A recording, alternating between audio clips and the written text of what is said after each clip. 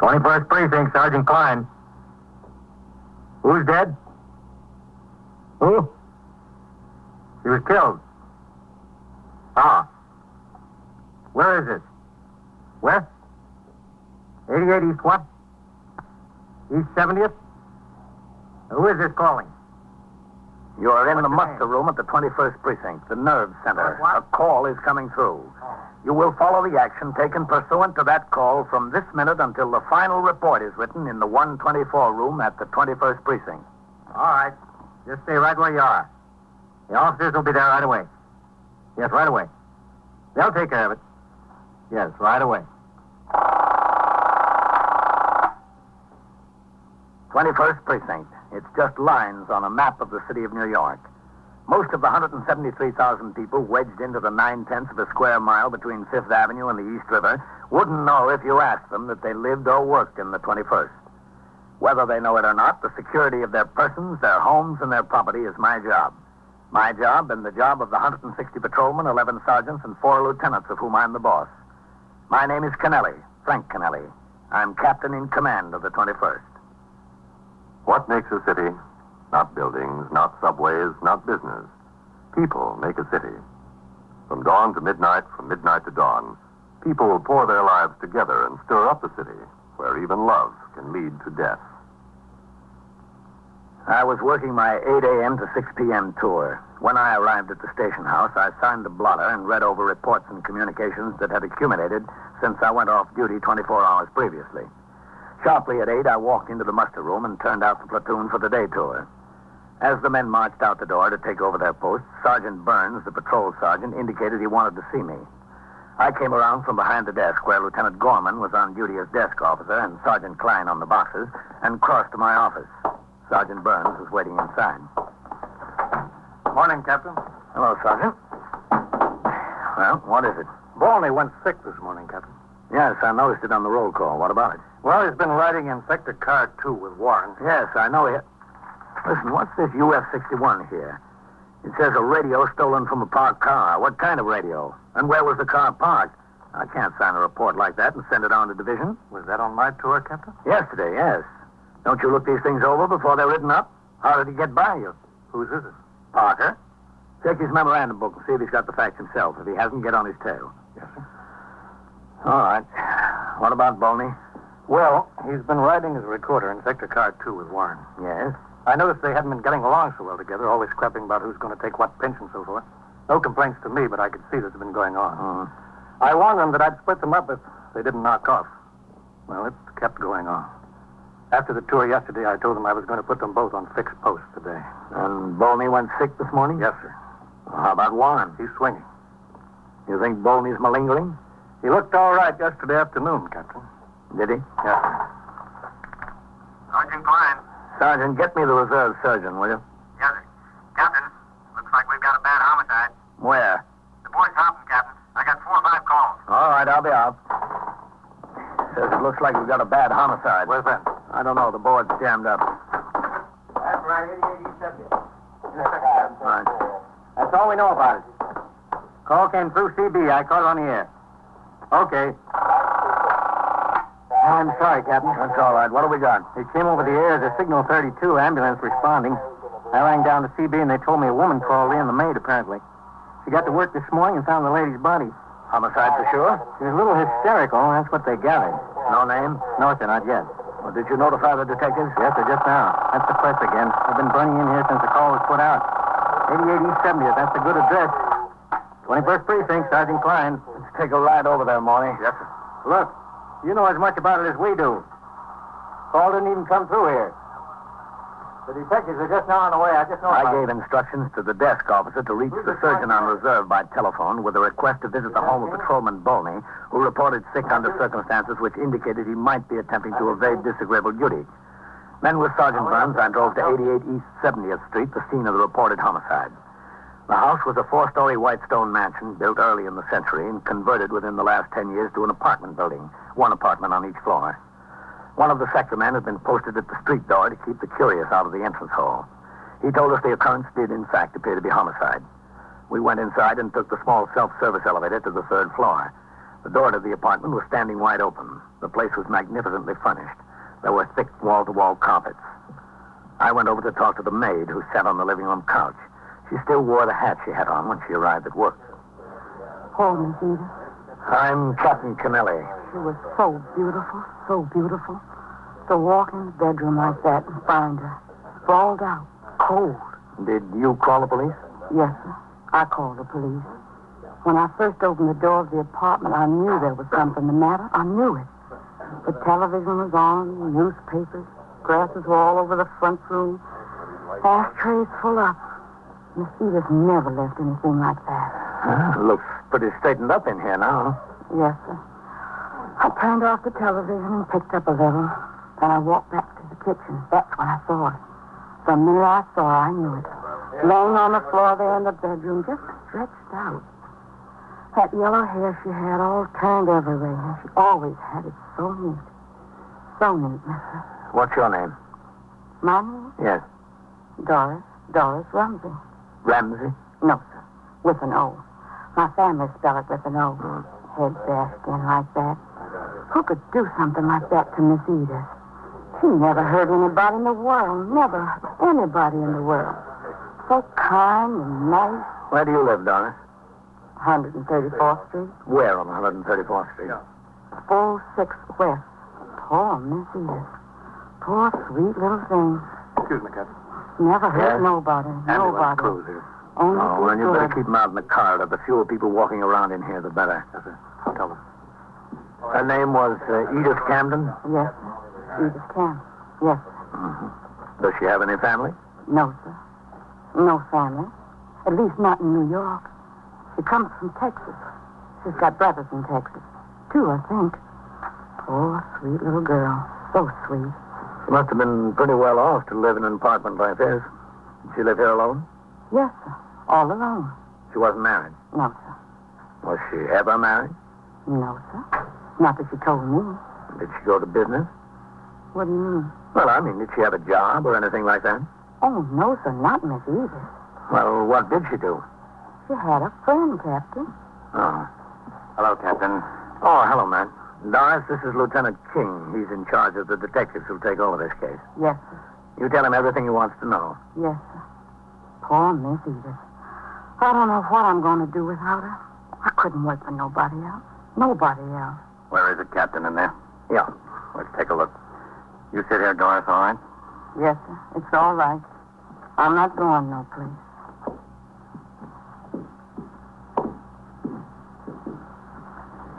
What do you think the rent is on this place, Captain? $400 or $500 a month? Yeah, something like that, I guess. Pretty steep.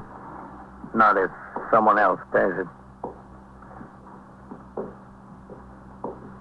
In here, man.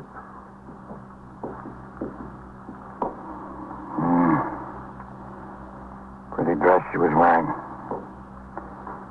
Not torn. She wasn't struggling with anyone. No, it doesn't appear that way. That's what she was hit with, I guess. What is it, do you think? I don't know. Looks like a fire tool to me. Hmm.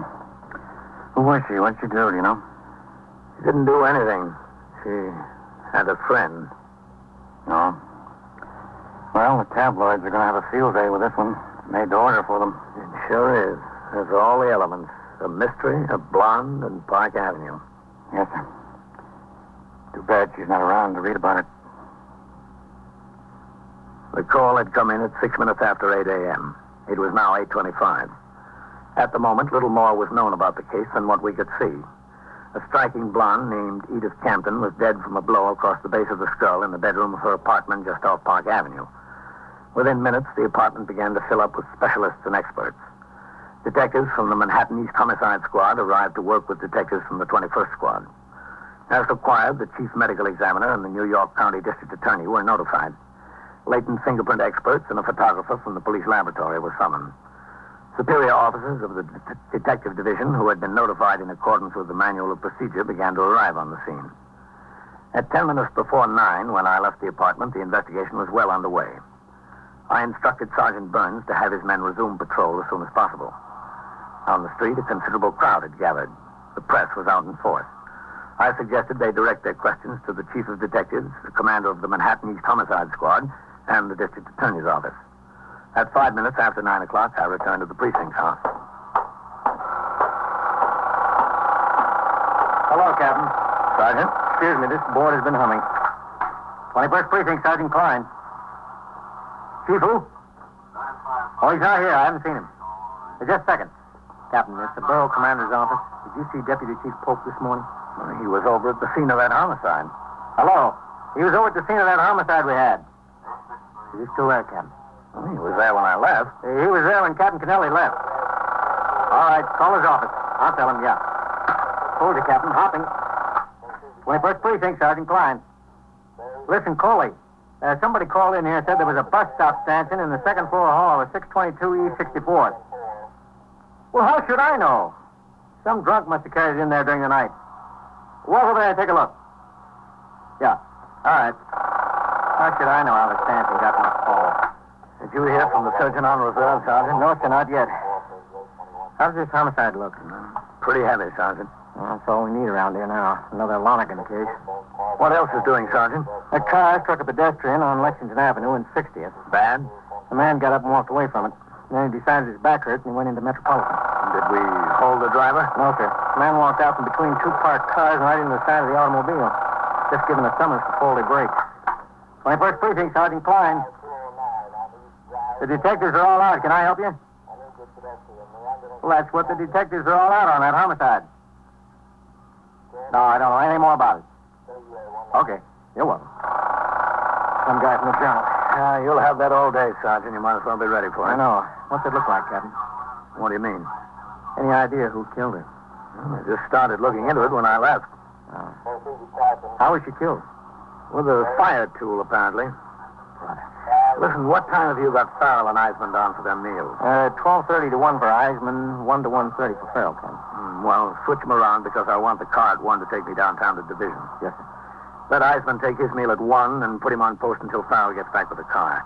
She was supposed to be a pretty good-looking head, Captain. Yeah, I imagine she was. And one of those fellows from the press told me she won a beauty contest in Texas 7 or 8 years ago. That's how she first happened to come to New York. Judges picked her unanimously. Texas Venus, they call her. Did they? I wonder what the judges would have called her if they'd seen her this morning. Homicide is, of course, the most serious crime on the books. But it's not very often that detectives are called upon to deal with a murder mystery typical of detective fiction in which the guilty party must be singled out from among a number of known suspects. Nearly all homicides fall into two other categories. Either they're crimes committed in the heat of passion with the killer readily identifiable and easily apprehended, perhaps within minutes after the act, or they're felony murders committed during the course of robbery, burglary, or rape, in which case the killer seldom had any previous connection with the victim. In the case at hand, there was an element of mystery. At 20 minutes past 10 a.m., I had finished reading and signing reports and communications. Captain Kennelly. Sergeant Klein, Captain.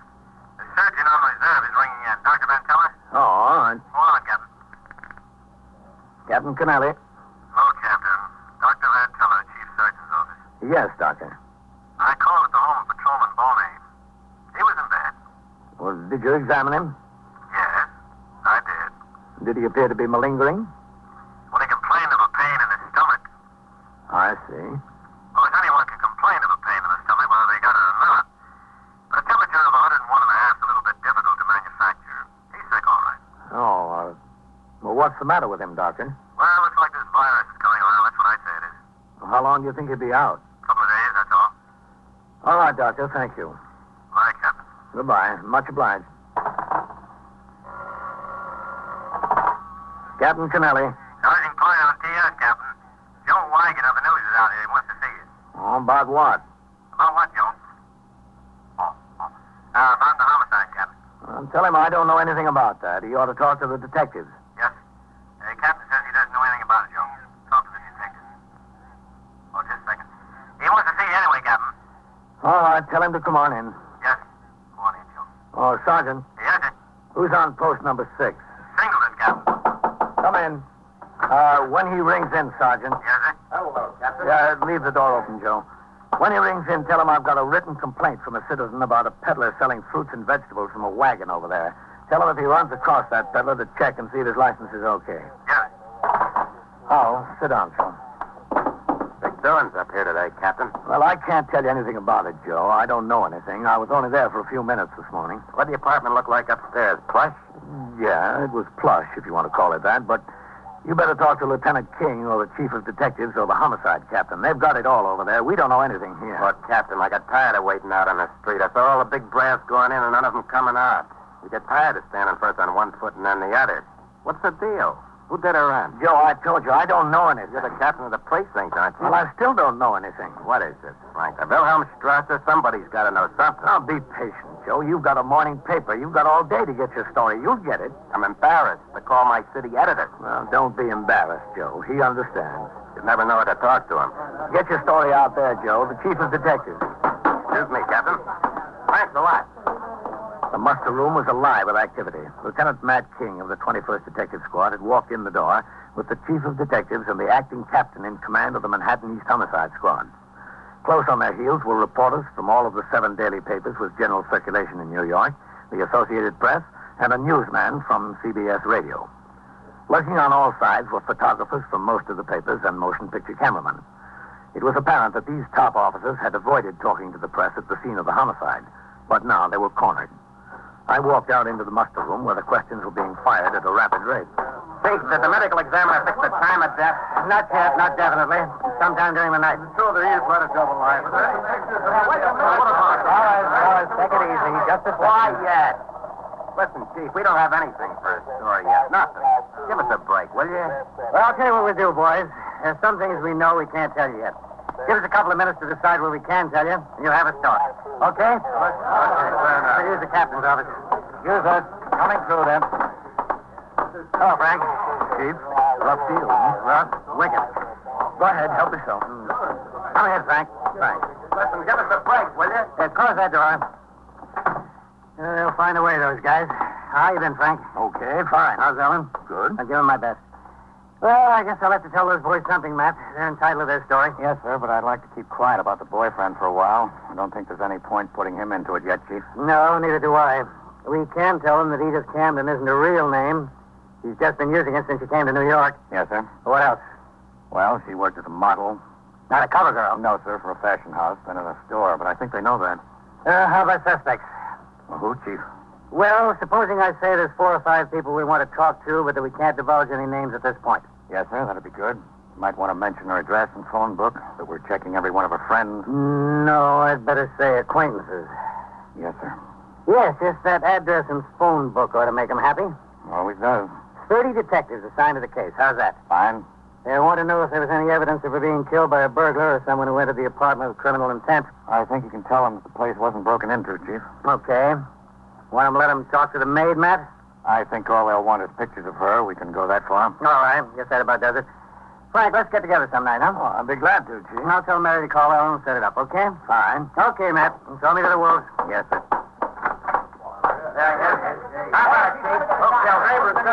All right, fellas. Give him a chance. Give him a chance. Chief, one question first. My desk wants to get a photographer into her apartment. When can we do that? Sometime early this afternoon, just as soon as the technicians from the police laboratory get finished. What time? What time, Matt? 1:30 at the latest. Quiet. Quiet. All right, boys, this is the story.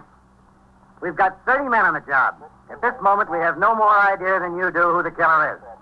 However, there are 4 or 5 people with whom we want to talk about this. Now, in addition to that, Miss Camden had a telephone and address book. A little black book? What color is it, Matt? Baby blue leather. Hey, boy. Now, in addition to the 4 or 5, we'll be in touch with every person listed in her phone book in order to get some idea of her movements yesterday and last night. As I told you before, the ME's office has not yet reported So the press finding had in their regard to story. the time of death. All that could But I be can tell you divulged this. without hindrance to the investigation was given to them. In a few minutes, the reporters hurried out of the precinct house to find telephone. The chief of detectives and the acting captain of the homicide squad went upstairs to the 21st squad with Lieutenant King. Within an hour, both had left the precinct house. Now started the real work of the homicide investigation. Detectives of the homicide squad teamed off into pairs with men of the 21st squad to work as partners until the crime was cleared. At 1:30, the car came by the station house to take me to 6th Division headquarters, 160 East 35th Street, for a conference with the division commanders. While I was out of the precinct, a well-dressed graying man in his late 40s was brought in by Detectives Whitey Howard of the 21st Squad and Edward McInerney of the Manhattan East Homicide Squad. They took him directly upstairs to the 21st Detective Squad. This way, Mr. Newfield. Yes. You don't think it will take long, do you? I wouldn't know about that, sir. Come in. Lieutenant, we got Mr. Newfield here. Oh, good. Come in, Mr. Newfield. Oh, thank you. Thank you very much. Have a seat. Thank you. This was some shock. You have no idea what a shock. When these officers told me, it's like a bolt of lightning. Cigarette, Mr. Newfield? Oh, much obliged. Ed? Whitey? Thanks, Lieutenant. Thank you. I'm Lieutenant King. How do you do? You know what this is all about, don't you, Mr. Newfield? Yes, I suppose so. Is Walter Newfield your full name, sir? Walter Crane Newfield. And where do you live? I have a home in Westchester. Where in Westchester? Winslow Park. Your business in New York? That's right. What is your business, Mr. Newfield? I'm a paper broker. And what is that? I act as broker for mills in selling paper to printers and publishers. I see. Do you commute to New York every day? Every weekday, yes. You married, Mr. Newfield? Yes.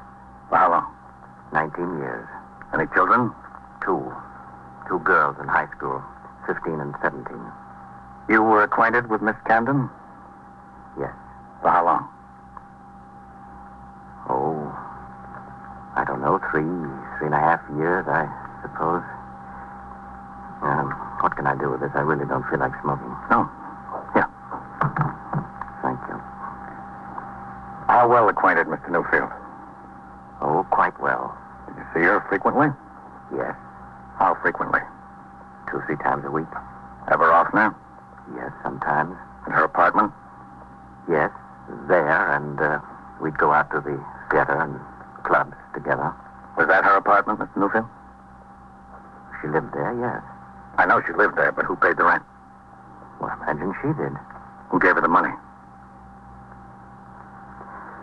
Well, I don't suppose there's any use of denying the fact that Edith and I were very close. My wife and I hadn't gotten along for years. Someday I hope to marry Edith. That's the way it is. I couldn't help it. A man needs some sort of life. You paid the rent. Yes. When did you last see her, Mr. Newfield? The night before last.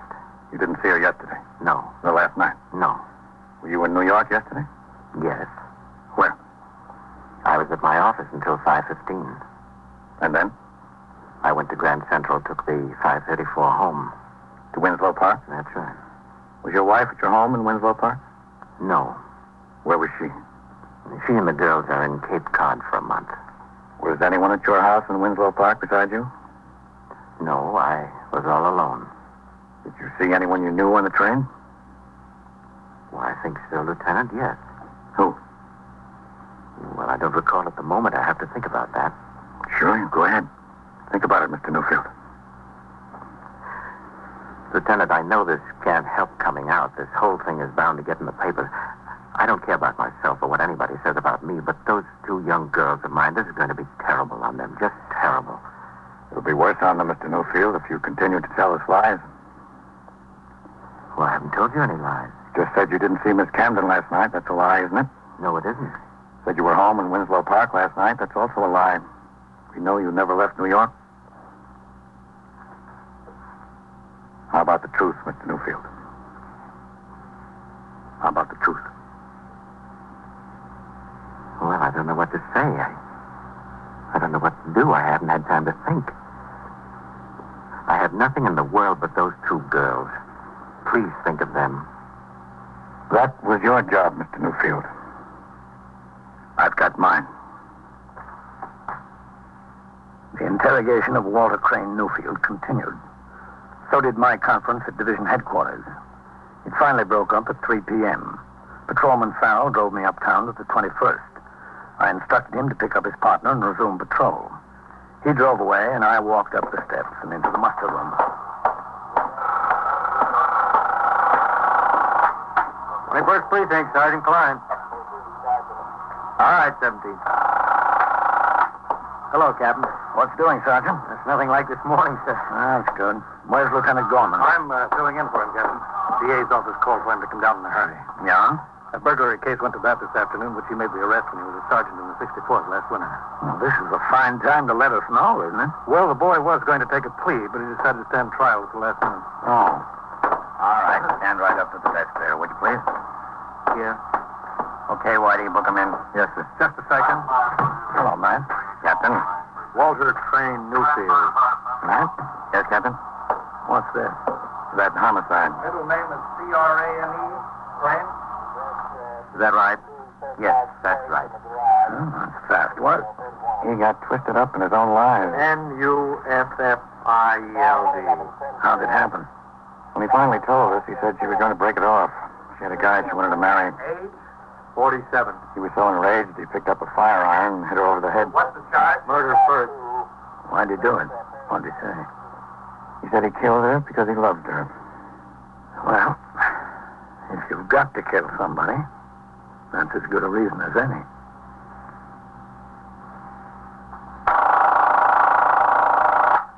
'21st Precinct, Sergeant Klein. Stole your what? Your safe. Where is it? And so it goes. Around the Well, clock, like- through the week, every day, every year.